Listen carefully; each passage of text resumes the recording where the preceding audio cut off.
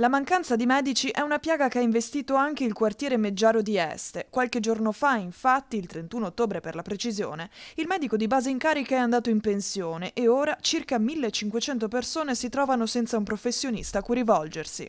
Per tamponare la situazione, l'ULSEI ha inviato una comunicazione dove invita a cercare un altro medico autonomamente o a rivolgersi alla continuità assistenziale diurna in una struttura provvisoria, un container. Sistemazione che ha fatto discutere non poco. Su questo aspetto, insomma, visto insomma, le sollecitudini di alcuni cittadini, ho già scritto al direttore generale dell'USL e ai suoi collaboratori, insomma, chiedendo un incontro per aggiornamenti su questa situazione e anche per valutare assieme, dando la disponibilità del comune, di trovare un luogo alternativo al container che è in via San Fermo, insomma, perlomeno insomma, nei periodi diurni in cui la guardia medica svolge attività al posto della medicina di base.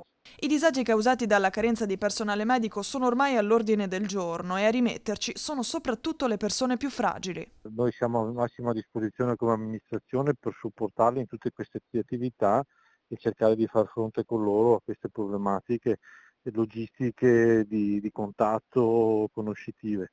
C'è un tema più generale sanitario che chiaramente i comuni non sono in grado di affrontare, devo dire che la disponibilità in tante situazioni per ridurre è stata forte, però qua penso che ci sia a livello proprio più alto una pianificazione sbagliata e anche un tema su cui deve riflettere con molta attenzione. Adesso ci sarà un cambio di governo in regione, mi auguro che venga, insomma, presa in considerazione una visione della sanità un po' più diversa.